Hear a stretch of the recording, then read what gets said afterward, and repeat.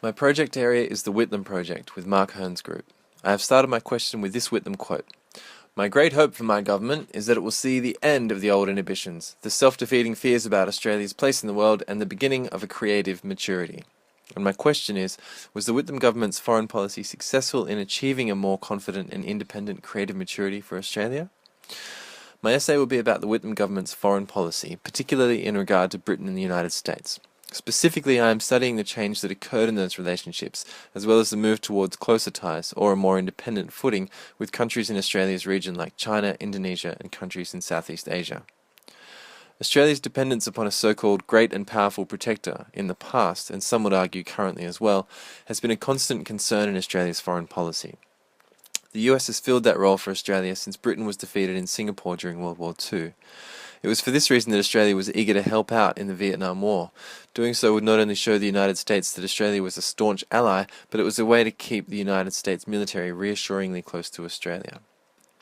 What the Whitlam government set out to achieve was a transformation of Australia's national identity, both internationally and domestically. An independent, tolerant nation that treated other countries equally would define Australia to the rest of the world. It would also define Australia to itself. After the trauma of cutting familial ties with Britain and the difficulty of cultivating an equal and respectful relationship with the United States, Australia's place in the world needed to be redefined and that story told to Australians. The secondary source that I have chosen for this presentation is an article by James Curran called The Dilemmas of Divergence, The Crisis in American-Australian Relations from 1972 to 75, and it was first published in 2013. I came across it when searching the library website, as I'm sure we all did for articles and books around our subjects. The article is fantastic because it provides a basis and backstory for the various diplomatic interactions between Australia and the US. For example, another of my sources is the pretty much primary source book that Whitlam wrote in '84 called The Whitlam Government. In that book, he devotes a large amount of space to describing his government's relationship with the US, either downplaying or denying reported difficulties, or emphasizing positive aspects. Curran's article provides not only a critique of Whitlam's view, but also other perspectives, particularly American ones. The article brings together and examines different historiographies around the Australian-American relationship, as well as introducing primary sources that support further arguments. Curran argues that the relationship between Australia and the US deteriorated rapidly in the early 70s, and that this was the most turbulent time in the relationship since the signing of the ANZUS Treaty in 1951. The Australian Labor government clashed both publicly and privately with the Nixon government over the conduct of the Vietnam War and the shape of a new Asia.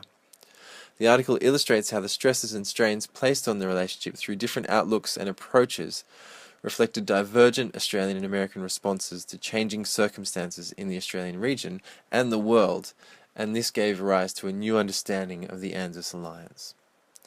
Immediately after being elected, Whitlam announced the withdrawal of Australia's military advisors to Saigon, cut off all military aid to South Vietnam, proceeded to full diplomatic relations with China and East Germany, and instructed the Australian delegation at the UN to vote in favour of a resolution that proposed the neutrality of the Indian Ocean.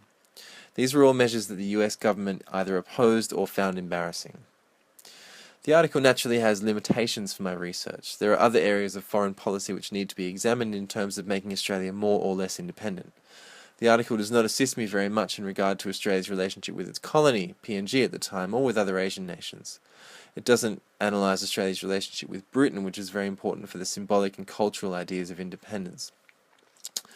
Whitlam also stated a need for Australia to come to better terms with its indigenous population in order to be more accepted in the region. These domestic and symbolic and cultural issues are central to my question and are explored in other books and articles that I have hunted down. Because the Australia-US alliance was and remains central to Australian foreign policy, any changes to it or strain put on it is significant.